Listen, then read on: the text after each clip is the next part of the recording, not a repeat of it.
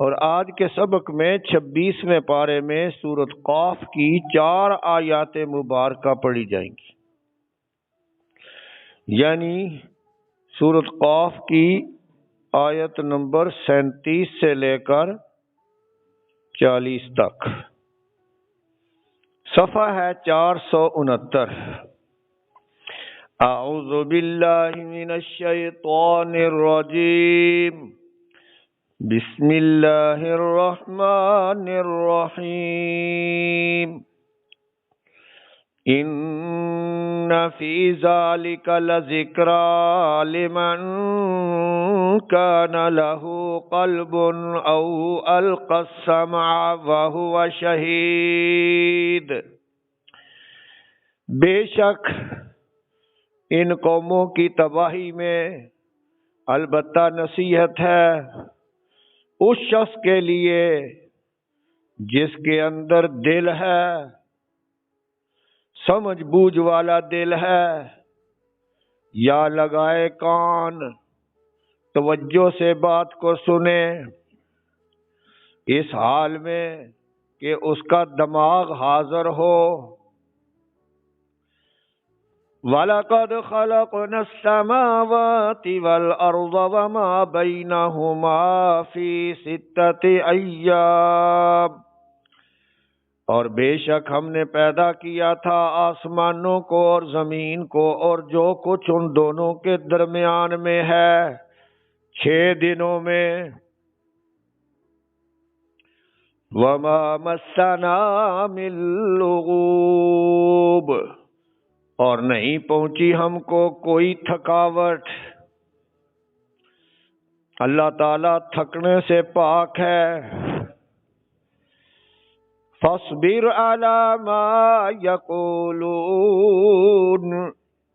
پس اے میرے پیغمبر صبر کر ان باتوں پر جو کافر کہتے ہیں۔ وَسَبِّحْ بِحَمْدِ رَبِّكَ، اور تسبیح پڑھ ساتھ اپنے رب کی حمد کے، قبل طلوع الشمس وقبل الغروب، سورج طلوع ہونے سے پہلے اور سورج غروب ہونے سے پہلے۔ وَمِنَ اللَّيْلِ فَسَبِّحْهُ وَأَدْبَارَ السُّجُودِ، اور رات کے وقت بھی پس تو اس کی تسبیح کر اور سجدوں کے پیچھے بھی، نمازیں پڑھنے کے بعد بھی اللہ کی تسبیح کرو، عبادت کرو۔ سبحان ربک رب العزت عما یصفون وسلام علی المرسلین والحمد للہ رب العالمین۔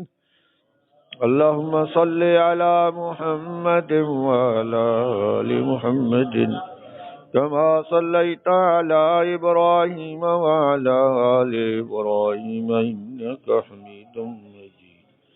اللہم بارک علی محمد وعلی آل محمد کما بارکت علی ابراہیم وعلی آل ابراہیم انک حمید مجید۔ کل کے سبق میں آپ نے سنا تھا اللہ پروردگار عالم نے فرمایا کہ 1 2 نہیں،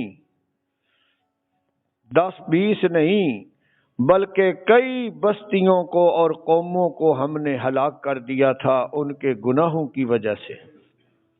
وہ بھی مکے کے کافروں کی طرح قیامت کے منکر تھے، اپنے شرک پر اڑ گئے تھے، رحمان کی بات ماننے کے بجائے شیطان کی مانی، نبیوں کو اپنا پیشوا بنانے کے لیے گھٹیا لوگوں کو مال پیسے کے بلبوتے پر سرداروں کی بات مانی، حالانکہ وہ مکے والوں سے زیادہ خوشحال تھے، انہوں نے شہروں کو قرید ڈالا تھا لیکن پھر بھی ہلاک ہو گئے، ان میں سے کوئی بھی باقی نہیں بچا، اس لیے کہ جب اللہ کی پکڑ آتی ہے تو بھاگنے کی کوئی جگہ نہیں ملتی۔ پھر نہ ڈاکٹر بچا سکتے ہیں نہ رشتہ دار۔ اللہ تعالیٰ نے فرمایا پہلی تباہ شدہ قوموں کے کھنڈرات آج تک باقی ہیں، چل پھر کر دیکھو اور اس سے نصیحت حاصل کرو۔ آج کے سبق میں پہلی آیت، ان فی ذالک لذکریٰ، بے شک اس تباہی میں جو پہلی قوموں کی ہو چکی، اس تباہی میں البتہ نصیحت ہے۔ ان کے کھنڈرات دیکھو، ان کی تباہی دیکھو، اور کچھ نہیں تو اپنے گاؤں کا قبرستان ہی جا کر دیکھ لو۔ بڑے بڑے لوگ دفن ہو چکے ہیں، ٹھنڈے ہو چکے ہیں، اب تم ان کی آہٹ بھی نہیں سنتے، اب تم ان کی آہٹ بھی نہیں سنتے۔ وَكَمْ أَهْلَكْنَا قَبْلَهُمْ مِنْ قَرْنٍ هَلْ تُحِسُّ مِنْهُمْ مِنْ أَحَدٍ أَوْ تَسْمَعُ لَهُمْ رِكْزًا، آج تمہیں نظر آتے ہیں یا ان کی آہٹ ہی سن سکتے ہو؟ ایسے ٹھنڈے ہو گئے، خاموش ہو گئے۔ غرور تھا، نمود تھی، ہٹو بچو کی تھی صدا۔ پروٹوکول ہوتا ہے نا وزیروں کا، وزیر اعظم کا، شہر بند کر دیتے ہیں، صفائیاں ہو جاتی ہیں، لائنوں میں لوگ لگ جاتے ہیں۔ غرور تھا، نمود تھی، ہٹو بچو کی تھی صدا، اور آج تم سے کیا کہوں، لحد کی بھی خبر نہیں۔ اس لیے اللہ تعالیٰ فرما رہے ہیں پہلی قوموں کی تباہی میں بعد والوں کے لیے نصیحت ہے، لیکن نصیحت ہر کسی کو نہیں ملتی۔ فرمایا نصیحت بھی وہی حاصل کرتا ہے جس کے جسم میں ایک دھڑکنے والا، ایک محسوس کرنے والا عقل مند دل ہو۔ بدھو کے اندر تو دل ہوتا ہی کوئی نہیں، بس وہ تو جانوروں کی طرح ہے، کھا لیا پی لیا مر گئے۔ ایک ہے ظاہری دل، ایک ہے وہ دل جس میں سمجھ بوجھ ہو، عقل مندی ہو، توجہ ہو، جیسا کہ اللہ تعالیٰ نے قرآن میں کئی جگہ فرمایا وَمَا يَتَذَكَّرُ إِلَّا أُولُو الْأَلْبَابِ، اور نصیحت تو عقل والے لیتے ہیں۔ نصیحت کون لیتے ہیں؟ عقل والے، جس کا دل زندہ ہو، جس میں فکر ہو، وہی نصیحت لیتا ہے، ورنہ دل تو گدھے کا بھی ہے، خنزیر کا بھی دل ہے، کتے کا بھی دل ہے۔ انسانوں والا دل ہو، سمجھ بوجھ والا دل ہو، تو پھر فرمایا ان واقعات میں پہلی قوموں کی تباہی میں کیا ہے؟ دیکھو آپ جواب اکٹھا نہیں دے سکے، اس کا مطلب ہے آپ یہ بات سن کے بھی حاضر نہیں ہیں۔ رات کو میں نے پوچھا بھائی حافظ صاحب نے نماز میں جو آیتیں پڑھی ہیں ان کا ترجمہ بھی کیا ہے، ایک نبی کا ذکر بار بار آیا ہے، تو میرے ساتھ ایک نوجوان لڑکا کھڑا تھا۔ میں نے کہا بھائی بتاؤ کس نبی کا بھی ذکر بار بار آیا ہے ترجمے میں؟ وہ آندا جی میں نے کوئی پتہ نہیں، میری توجہ ہی کوئی نہیں تھی۔ تو کچھ لوگ نماز میں ہوتے ہوئے بھی نماز سے غیر حاضر ہوتے ہیں، درس میں ہوتے ہوئے بھی درس سے غیر حاضر ہوتے ہیں، کیونکہ دنیا بھری ہوئی ہے دل و دماغ میں، وہی سوچتا رہتا ہے، نہ رکعتوں کا پتہ نہ سورت کا پتہ۔ پھر میں نے پوچھا کہ یہ کس سورت کی آیتیں تھیں، تو ایک الیاس نے آواز دی، اس کو سن کر پھر ہمارا بابا بھی بولا کہ مائدہ تھی۔ تو یہ سارے سنی مسلمان ہیں، سن کر بتا سکتے ہیں، پتہ کچھ بھی نہیں۔ جنازہ پڑھنے جاتے ہیں، جنازے کا پتہ کوئی نہیں۔ تو غیر حاضر دل میں ہدایت نہیں جاتی، غیر حاضر دل کے اندر پھر شیطان رہتا ہے، وہی چکر دیتا رہتا ہے۔ اور دوسری بات فرمائی کہ جو کان لگا کر سنے، کیسے سنے؟ کان لگا کر، توجہ سے۔ اگر توجہ سے نہ سنے تو کہندا یار میں سنیا نہیں، کی آخیا سی تو، حالانکہ وہ پاس بیٹھا ہوا ہے، اونچی آواز سے بات کر رہا ہے۔ توجہ نہ ہو تو کی کہندا میں سنیا، حالانکہ پاس ہوتا ہے۔ اس لیے اللہ تعالیٰ فرماتے ہیں قرآن کو غور سے سنو پھر ہدایت ملے گی. کوئی بات اندر جانے دو، اندر تو جانے نہیں دیتے. تو قرآن پڑھ کے بھی کفر و شرک، بے دینی، جہالت. فرمایا کان لگا کر سنیں، القسمع، اور فرمایا وہو شہید، اور اس کا دماغ بھی حاضر ہو.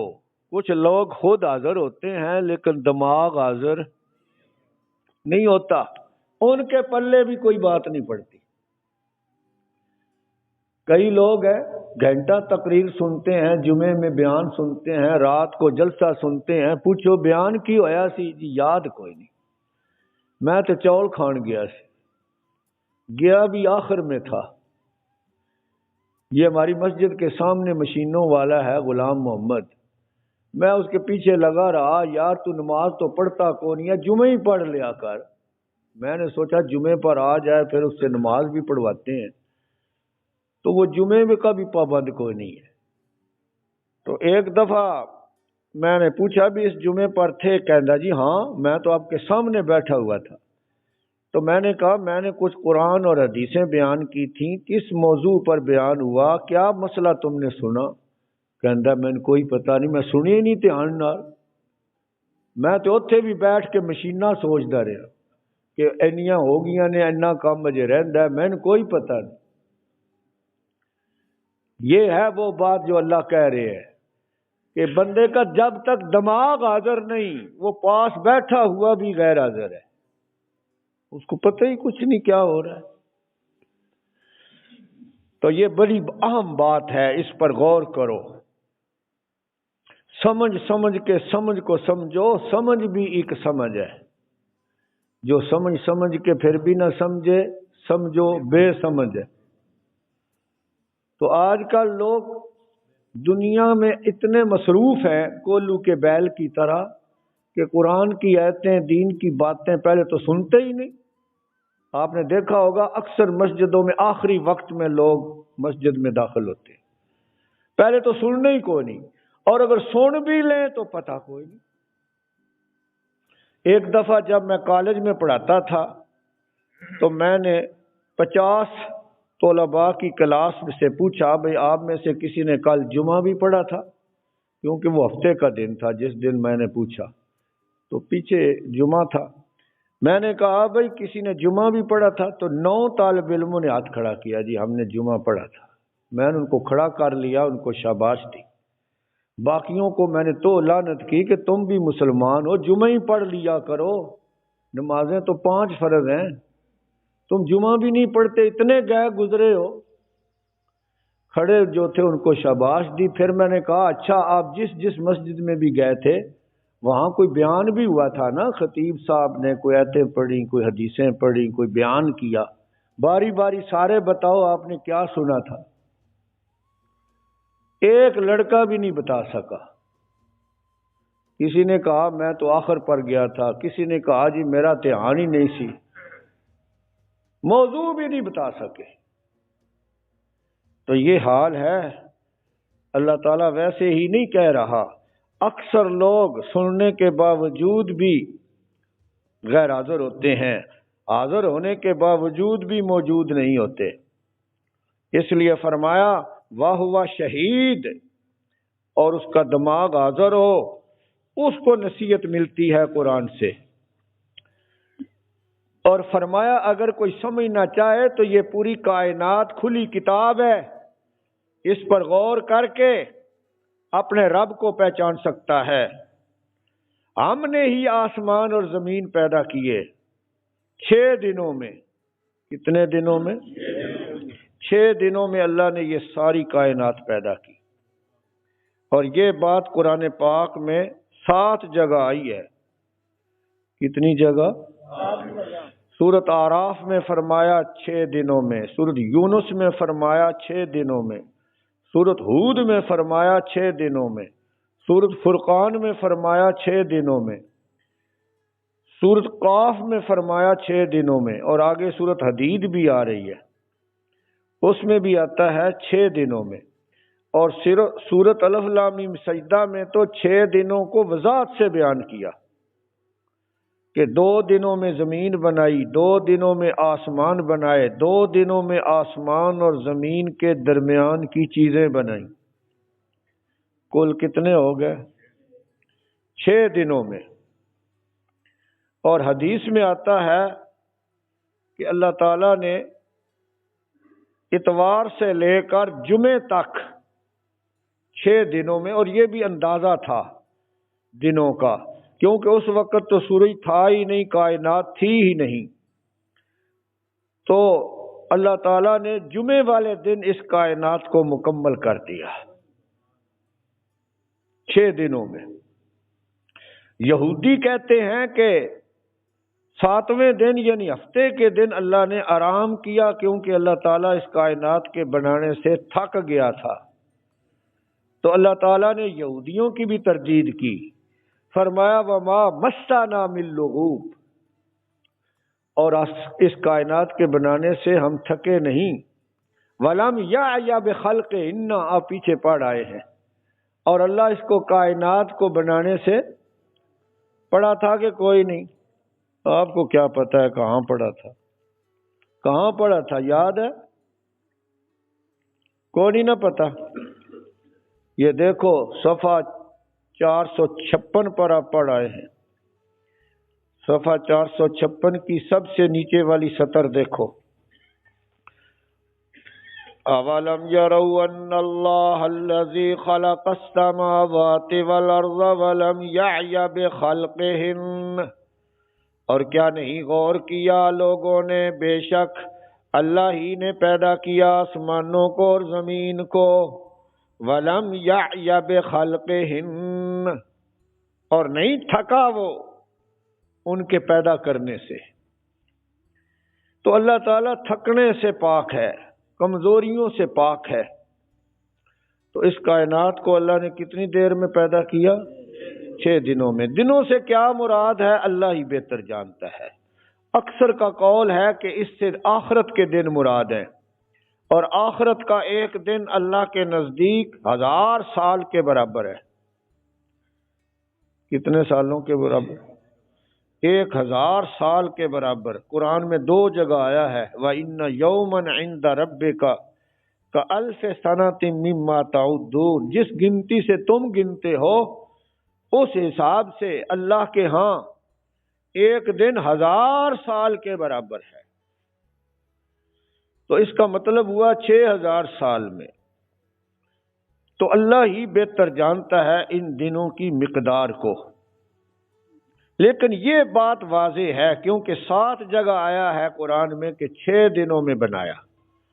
لیکن اس کے الٹ ایک حدیث بھی آئی ہے مسلم شریف میں، جس کے راوی حضرت ابو ہریرہ ہے رضی اللہ تعالیٰ عنہ، کہتے ہیں کہ اللہ کے رسول نے بتایا کہ ہفتے والے دن اللہ نے مٹی زمین پیدا کی، ہفتے سے لے کر جمعے تک کے دنوں کا ذکر ہے، تو اس طرح یہ 7 دن بنتے ہیں۔ تو اگرچہ حدیث صحیح مسلم کی ہے، لیکن تفسیر روح المعانی میں ہے قرآن کے خلاف ہونے کی وجہ سے یہ حدیث حجت نہیں، صحیح نہیں، کیونکہ حدیث کے صحیح ہونے کا ایک معیار قرآن ہے۔ اگر کوئی حدیث قرآن کی کسی واضح آیت کے خلاف ہو تو وہ حدیث صحیح نہیں ہو سکتی، اس میں کسی راوی کو غلطی لگ گئی، کیونکہ ہو ہی نہیں سکتا کہ اللہ کے رسول قرآن کے خلاف بات کرے، کر سکتے ہیں؟ تو حدیث بھی صحیح ہے، لیکن اس کے باوجود اس میں قرآن کے خلاف بات لکھی ہوئی ہے، تو لہذا قرآن کے خلاف اگر حدیث آ جائے تو وہ حجت۔ قرآن کہتا ہے مردے نہیں سنتے، حدیث کہتی ہے سنتے ہیں، تو بات کس کی مانو گے؟ قرآن کی، نہیں تو یہاں بھی پھر حدیث کی مانو جی 7 دنوں میں پیدا کی، قرآن چھوڑ دو۔ جب قرآن کی بات آ جائے تو سمجھو کہ حدیث میں کوئی علت ہے، کوئی راوی سے غلطی ہوئی ہے، اللہ کے رسول قرآن کے خلاف کوئی بات نہیں کر سکتے۔ اب قرآن میں آتا ہے ایک جگہ نہیں 4-5 جگہ کہ جب قرآن پڑھا جائے تو پیچھے چپ رہو، قرآن سننے والے چپ رہیں۔ اب مسلم ہی کی حدیث ہے جس میں عبداللہ بن صامت کہتے ہیں کہ آپ نے فرمایا کہ چپ رہو، کچھ نہ پڑھو، لیکن سورۃ فاتحہ کے پیچھے دل میں پڑھ لو۔ تو یہ اب روایت قرآن کے خلاف ہونے کی وجہ سے حجت نہیں، یہاں پھر اس حدیث کی تعویل کرنی پڑے گی۔ تعویل یہ ہے کہ بعض روایتوں میں دل سے پڑھنے کا ذکر آتا ہے۔ توجہ سے سنیں، پڑھنا 3 طرح کا ہوتا ہے۔ آدمی کتنی طرح پڑھتا ہے؟ 3 طرح۔ ایک ہے آواز سے پڑھے، الحمدللہ رب العالمین، یہ آواز سے۔ دوسرا ہے کہ آواز نہ نکلے، ہونٹ سے پڑھے، یہ میں علی احمد صاحب کو کل بتا بھی رہا تھا۔ دوسرا یہ ہے کہ صرف ہونٹ ہلیں، آواز نہ نکلے۔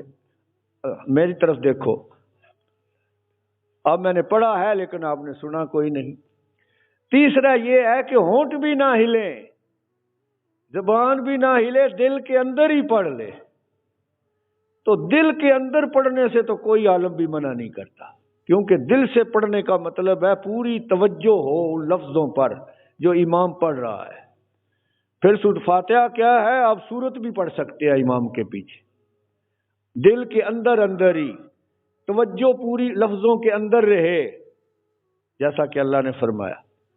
تو اس صورت میں کوئی ممانعت نہیں ہے، کوئی ممانعت نہیں ہے۔ دل کے اندر پڑھے، زبان سے نہیں پڑھنا۔ لیکن اہل حدیث حضرات تو زبان سے پڑھتے ہیں، یہ خلاف قرآن ہے، کیونکہ قرآن میں آیا ہے لا تحرک بہ لسانک لتعجل بہ، اے میرے نبی اپنی زبان کو حرکت نہیں دینی جب جبریل قرآن پڑھ رہا ہو۔ ان علینا جمعہ وقرآنہ، پریشان نہ ہو، قرآن کو آپ کے سینے میں محفوظ کر دینا ہمارے ذمے ہے۔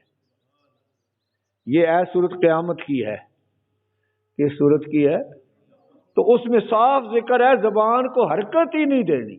تو پھر کیسے پڑھ سکتا ہے جی؟ ہم امام کے پیچھے پیچھے پڑھ سکتے، اور سورۃ فاتحہ بھی قرآن کا حصہ ہے، ورنہ قرآن کی صورتیں 113 رہ جائیں گی۔ قرآن کی صورتیں کتنی ہیں؟ اور فاتحہ کو نکال دو۔ کچھ اہل حدیث امام کے پیچھے سورۃ فاتحہ پڑھنے کی وجہ سے فاتحہ کو قرآن نہیں مانتے، وہ کہتے ہیں یہ قرآن ہی نہیں ہے۔ بھئی سورۃ فاتحہ کو تو ام القرآن کہا گیا ہے، وہ کیسے قرآن سے باہر ہو سکتی ہے؟ ہو سکتی ہے؟ تو اس بات کو بھی سمجھیں۔ فرمایا اے میرے نبی، آپ کا کام سمجھانا ہے، قرآن کو سنانا ہے، اگر کافر نہیں مانتے آپ پریشان نہ ہوں، کافروں کی باتوں پر صبر کرو۔ کافروں کی باتوں پر آج کے سبق میں نظر آ رہی ہے آیت؟ بعضوں کو یہ بھی پتہ نہیں ہوتا کہ میں کہاں سے پڑھ رہا ہوں۔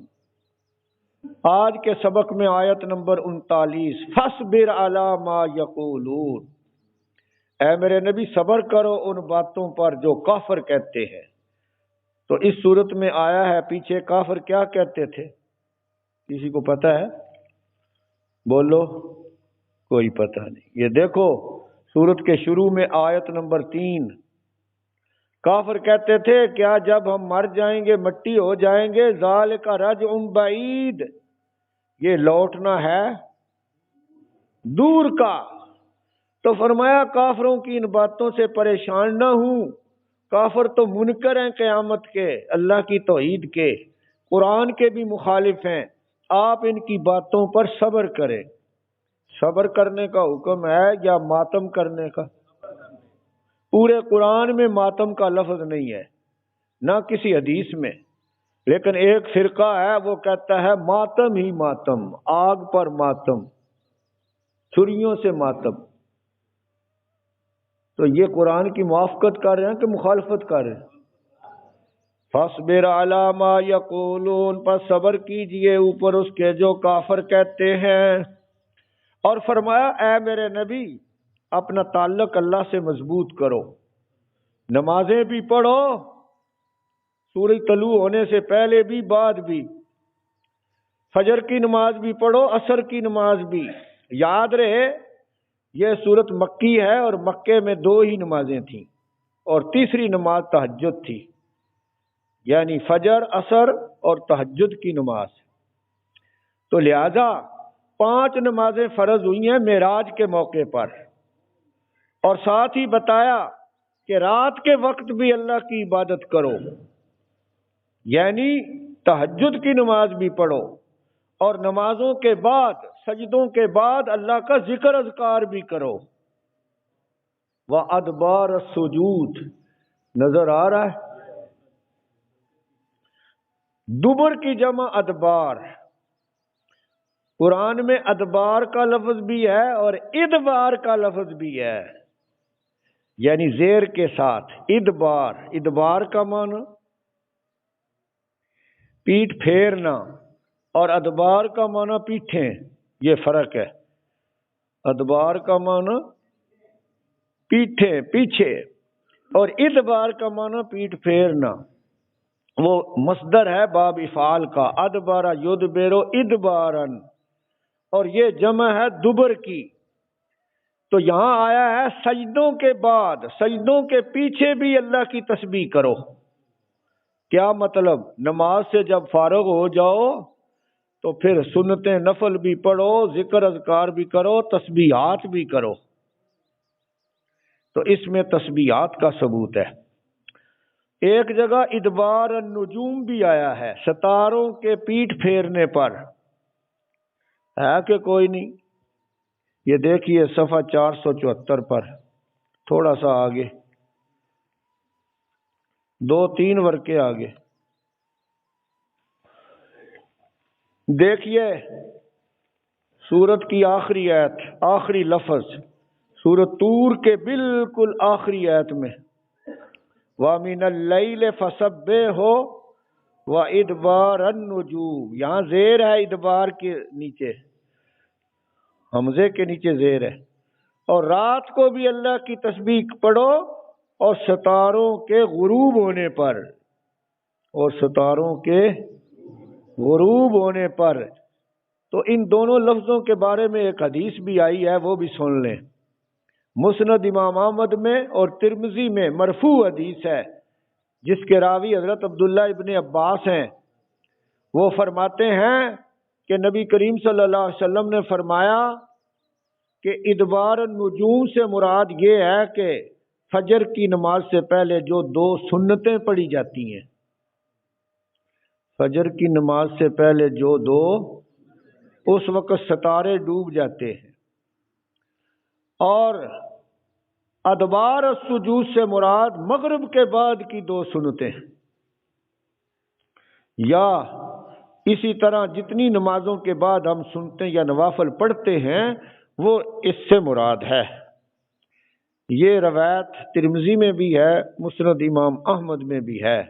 تو لہذا نماز کے بعد بھی کچھ عبادت کرنی چاہیے، نفلی عبادت بھی، جس میں سنتیں بھی آ گئی، نوافل بھی آ گئے، سوائے عصر کی نماز کے اور فجر کی نماز کے۔